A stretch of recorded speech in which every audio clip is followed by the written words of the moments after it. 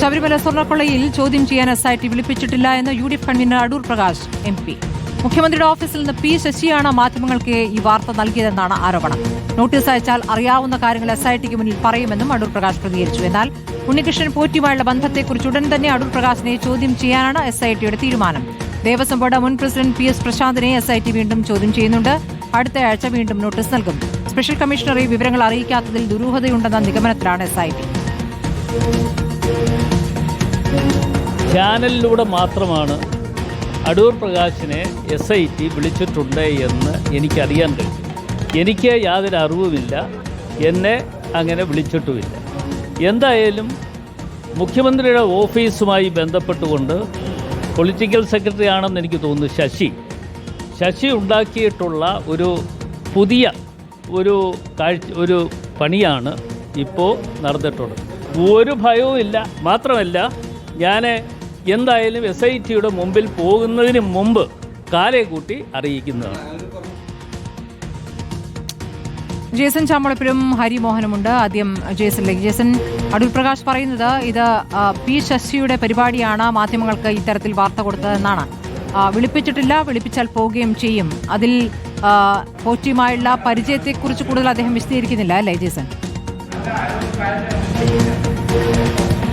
അദ്ദേഹം പോറ്റിയുമായുള്ള പരിചയത്തെക്കുറിച്ച് വിശദീകരിക്കുന്നുണ്ട്. തൻ്റെ സ്വന്തം മണ്ഡലത്തിൽ ഉൾപ്പെട്ട ഒരു വോട്ടറാണ് പോറ്റി അന്നദാനവുമായി ബന്ധപ്പെട്ട് കാര്യങ്ങളിലൊക്കെ തന്നെ സമീപിച്ചിട്ടുണ്ട്. അതോടൊപ്പം തന്നെ മറ്റൊരു പ്രധാനപ്പെട്ട കാര്യം കൂടി അദ്ദേഹം വ്യക്തമാക്കുന്നു. സോണിയാഗാന്ധിക്ക് അപ്പോയിൻമെന്റ് എടുത്തു കൊടുത്തത് അടൂർ പ്രകാശാണെന്ന ഗുരുതരമായ ആരോപണം ഒരു ഭാഗത്തുനിന്ന് ഉയർന്നിരുന്നു. അത് നിങ്ങൾക്ക് അന്വേഷിച്ചാൽ മനസ്സിലാകും. അത്തരത്തിലുള്ള യാതൊരു കാര്യവും തൻ്റെ ഭാഗത്തുനിന്ന് ഉണ്ടായിട്ടില്ല എന്ന് അദ്ദേഹം ആവർത്തിക്കുന്നു. മാത്രമല്ല, P. ശശി മുഖ്യമന്ത്രിയുടെ ഓഫീസിൽ നിന്ന് നടത്തുന്ന പ്രവർത്തികളാണ് ഇതെല്ലാം എന്നുകൂടി അദ്ദേഹം മുഖ്യമന്ത്രിയുടെ ഓഫീസിന് നേരെയും ആരോപണം ഉന്നയിക്കുന്നു. യാതൊരു ശങ്കയും ഇല്ലാതെ താൻ എല്ലാ മാധ്യമങ്ങളെയും വിളിച്ചുകൊണ്ട് പോകും. അതേസമയം കടകംപള്ളി പോയത് ആരെങ്കിലും അറിഞ്ഞോ എന്ന് അദ്ദേഹം ആവർത്തിക്കുന്നുണ്ട്.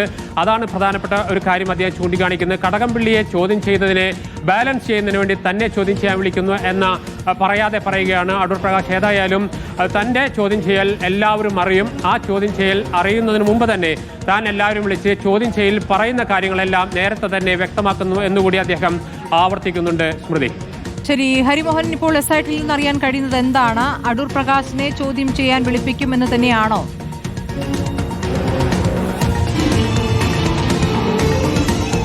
സ്മൃതി, തീർച്ചയായിട്ടും അക്കാര്യത്തിൽ സംശയം വേണ്ട എന്ന് തന്നെയാണ് SIT പറയുന്നത്. ഇതുമായി ബന്ധപ്പെട്ടുകൊണ്ട് ഒരു നീണ്ട ലിസ്റ്റ് SIT തയ്യാറാക്കിയിട്ടുണ്ട്. ആ ലിസ്റ്റ് എന്ന് പറയുന്നത് ഉണ്ണികൃഷ്ണൻ പോറ്റിയുമായി ഏതെങ്കിലുമൊക്കെ കാലത്ത് അടുപ്പമുണ്ടായിരുന്ന ആളുകൾ, അവരും ഉണ്ണികൃഷ്ണൻ പോറ്റിയുമായി ഇടപാട് നടത്തിയ ആളുകൾ, അല്ലെങ്കിൽ ഏതെങ്കിലും നിലയിൽ ബന്ധപ്പെട്ടവർ ഒക്കെ തന്നെ അവരെല്ലാം തന്നെ വിളിച്ചു വരുത്താൻ വേണ്ടിയുള്ള തീരുമാനത്തിലേക്കാണ് SIT എത്തിയിരിക്കുന്നത്. അതിന്റെ അടിസ്ഥാനത്തിലാണ് UDF കൺവീനർ അടൂർ പ്രകാശിന്റെ പേര് ആ പട്ടികയിൽ ഉണ്ടായതും. അടൂർ പ്രകാശ് മാത്രമല്ല, മറ്റു ചില MPമാർ MLA മാർ അടക്കമുള്ള ആളുകളെ കൂടി ചോദ്യം ചെയ്യാൻ വിളിപ്പിക്കുന്നതുമായി ബന്ധപ്പെട്ടുകൊണ്ടുള്ള ആലോചന SITയിൽ നടക്കുന്നുണ്ട്. അതിൽ ഏറ്റവും പ്രധാന കാര്യം എന്ന് പറയുന്നത് അടൂർ പ്രകാശിന്റെ അടക്കമുള്ള ചിത്രങ്ങൾ പുറത്തു വന്നിരുന്നു. ആ ചിത്രങ്ങളോടൊപ്പം തന്നെ സോണിയാഗാന്ധിയെ കാണാൻ വേണ്ടിയുള്ള ആ അപ്പോയിന്റ്മെന്റ് എങ്ങനെയാണ് ഉണ്ണികൃഷ്ണൻ പോറ്റിക്ക് ലഭിച്ചത് എന്നതടക്കമുള്ള കാര്യങ്ങൾ, അതിൽ അടൂർ പ്രകാശിൽ നിന്ന് കൂടി ഒരു വിശദീകരണം അല്ലെങ്കിൽ അതിൽ നിന്നൊരു മറുപടി SIT പ്രതീക്ഷിക്കുന്നുണ്ട്. ഉണ്ണികൃഷ്ണൻ പോറ്റിയോട് ഇക്കാര്യങ്ങളെ കുറിച്ച് നേരത്തെ തന്നെ ചോദിച്ചിരുന്നു. അതിൽ പോറ്റിയുടെ ഒരു ഭാഷ്യം അതിൽ SITയുടെ പക്കൽ ഉണ്ട് താനും. പക്ഷേ അടൂർ പ്രകാശിന്റെ ഒരു ഭാഷ്യം അല്ലെങ്കിൽ അടൂർ പ്രകാശിന് നൽകാനുള്ള വിശദീകരണം എന്താണ് എന്നുള്ളതാണ് SIT നോക്കുന്നത്.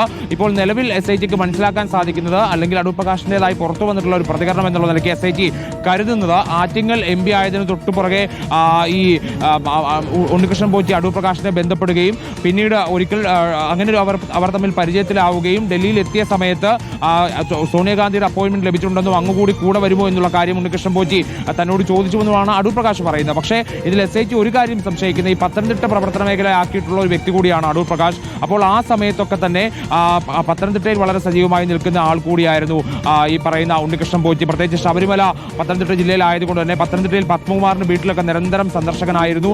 അവർ ചില കച്ചവട സ്ഥാപനങ്ങൾ അടക്കം പത്തനംതിട്ടയിൽ ഉണ്ടായിരുന്നു. അപ്പോൾ അങ്ങനെ ഏതെങ്കിലും നിലയിലുള്ള പരിചയം അടൂർ പ്രകാശുമായിട്ടുണ്ടോ എന്നൊക്കെയുള്ള ചില സംശയങ്ങൾ SITക്കുണ്ട്. പക്ഷേ ആ സംശയങ്ങളൊക്കെ ദൂരീകരിക്കണം. അതിനു വേണ്ടിയിട്ട് കൂടിയാണ് അടൂർ പ്രകാശിനെ വിളിപ്പിക്കാൻ വേണ്ടിയിട്ടുള്ള ഒരു തീരുമാനത്തിലേക്ക് എത്തിയിരിക്കുന്നത്. ഒപ്പം തന്നെ മറ്റു പല ആളുകളും, ആന്റോ ആന്റണി MP അടക്കമുള്ള ആളുകൾ ആളുകൾ ഈ പട്ടികയിൽ ഉണ്ട് എന്നുള്ളതാണ് നമുക്ക് ഈ ഘട്ടത്തിൽ മനസ്സിലാക്കാൻ സാധിക്കുന്നത്. ഒപ്പം തന്നെ മറ്റു ചില ആളുകൾ കൂടി, അതായത് മുൻപ് 2019 കാലഘട്ടത്തിലൊക്കെ തന്നെ പല MLA-മാരും ഒക്കെയായി തന്നെ നിരന്തരം ബന്ധപ്പെട്ടിരുന്ന ഒരാൾ കൂടിയാണ് ഉണ്ണികൃഷ്ണൻ പോറ്റി എന്നുകൂടി അറിയുന്നുണ്ട്. അതുകൂടാതെ ഈ ഉണ്ണികൃഷ്ണൻ പോറ്റിയുടെ ഫോൺ കോൾ രേഖകൾ, CDR രേഖകൾ, അകത്തുള്ള നമ്പറുകളൊക്കെ ആദ്യഘട്ടത്തിൽ ഈ നമ്പറുകളൊക്കെ ലഭിച്ചിരുന്നു. പക്ഷേ അന്ന് അത്ര കാര്യമായി അതിലേക്ക് അന്വേഷണം പോയിരുന്നില്ല. പക്ഷേ ഇപ്പോൾ ആ നമ്പറുകൾ കേന്ദ്രീകരിച്ചുകൊണ്ട് ഒരു അന്വേഷണം ആരംഭിച്ചിട്ടുണ്ട്. ആ നമ്പറുകളിൽ പ്രമുഖർ, ഉന്നതർ അടക്കമുള്ള ആളുകൾ ഉണ്ടെങ്കിൽ അവരെ കൂടി വിശദമായി വിളിച്ചു വരുത്തി ചോദ്യം ചെയ്യുക എന്നുള്ളതാണ് ഉദ്ദേശിക്കുന്നത്. എന്തായാലും പരമാവധി ഒരാഴ്ച, അതിനപ്പുറത്തേക്ക് കടക്കില്ല എന്ന് തന്നെയാണ് SIT പറയുന്നത്. അത് തന്നെയാണ് ഈ ഒരാഴ്ചക്കുള്ളിൽ കൂടുതൽ ചോദ്യം ചെയ്യലുകൾ എന്ന് പറയുമ്പോൾ അതിൽ അടൂർ പ്രകാശ് മാത്രമല്ല മറ്റു പല ആളുകൾ കൂടി, PS പ്രശാന്ത് അടക്കം ഒരിക്കൽ കൂടി ചോദ്യമുന്നയിലേക്ക് വരുമെന്ന് കൂടിയാണ് നമുക്ക് ഈ ഘട്ടത്തിൽ അറിയാൻ കഴിയുന്നത്. സ്മൃതി. ശരി, ഹരിമോഹനും വിവരങ്ങൾ നൽകിയത്.